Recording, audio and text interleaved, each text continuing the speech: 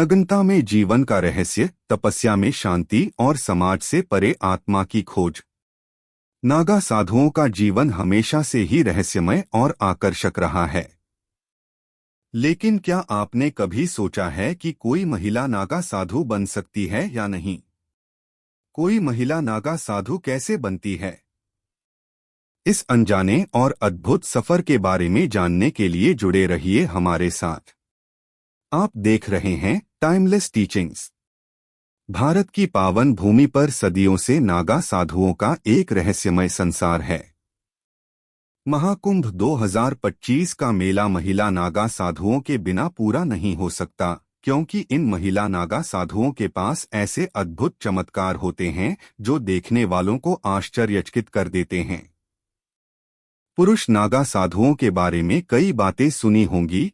महिला नागा साधुओं की बात करने से लोग अक्सर हिचकिचाते हैं, क्योंकि ये महिलाएं अपने चमत्कारों को गुप्त रखती हैं और सिर्फ ईश्वर से संपर्क साधने के लिए ही उनका उपयोग करती हैं।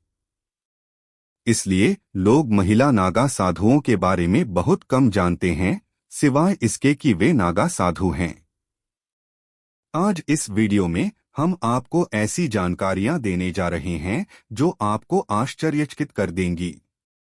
जैसे कि नागा साधु बनाते समय महिला के शरीर के एक विशिष्ट हिस्से को निष्क्रिय करने की प्रक्रिया सुनकर आपके रोंगटे खड़े हो जाएंगे।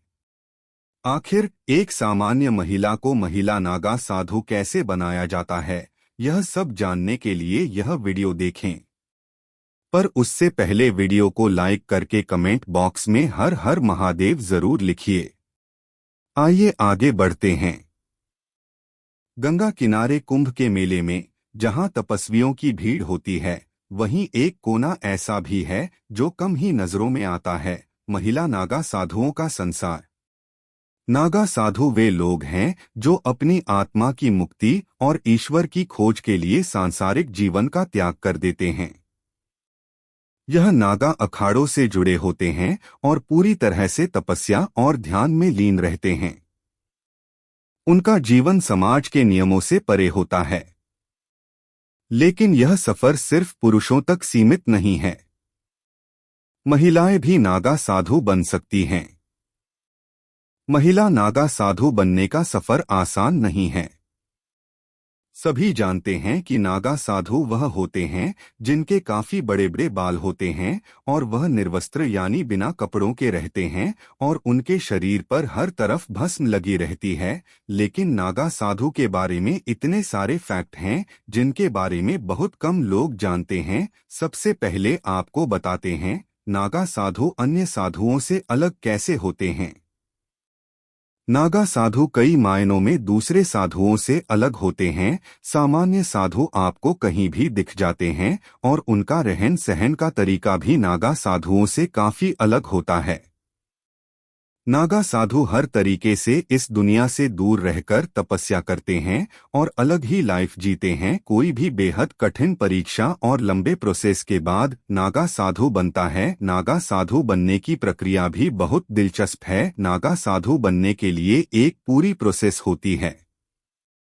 यह प्रक्रिया कई चरणों में पूरी होती है।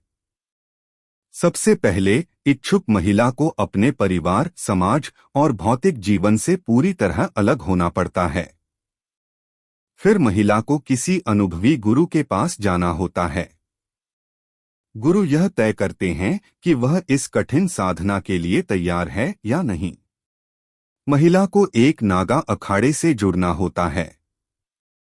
पहले की प्रक्रिया ब्रह्मचर्य होती है। इसके बाद अवधूत प्रोसेस से गुजरना पड़ता है, जिसमें उन्हें बाल कटवाने पड़ते हैं, मतलब मुंडन होता है, और खुद का ही पिंड दान करना पड़ता है। यहाँ महिला को साधु जीवन के नियम सिखाए जाते हैं, जिसमें तपस्या, ध्यान और योग शामिल हैं। दीक्षा के दौरान उसे नई पहचान दी जाती है और उसका नाम बदल दिया जाता है। नागा साधु बनने के लिए साधिका को कठोर तप करना पड़ता है। इसमें मुख्यतः तपस्या, ध्यान और कठिन व्रत शामिल होते हैं। महिला को अपने भौतिक शरीर से जुड़ी सभी संकोच और शर्म को त्यागना होता है। अंतिम चरण में साधिका को गुरु और अखाड़े के अन्य साधुओं की उपस्थिति में नागा दीक्षा दी जाती है। इसके बाद वह आधिकारिक रूप से नागा साधु बन जाती है। यह प्रक्रिया वर्षों तक चल सकती है और इसके लिए इच्छा शक्ति तथा संपूर्ण समर्पण की आवश्यकता होती है। महिला नागा सन्यासिन पूरा दिन भगवान का जाप करती रहती हैं और सुबह सुबह जल्दी उठकर शिवजी का जाप करती। इसके बाद दोपहर में भोजन करने के बाद फिर से शिवजी का जाप करती है और शाम को सोती है। अखाड़े में महिला साधुओं को पूरा सम्मान दिया जाता है। महिला नागा साधु बनने का सफर जितना कठिन है, उनका जीवन उतना ही चुनौतीपूर्ण भी है। महिलाओं के लिए इस मार्ग पर चलना हमेशा आसान नहीं होता।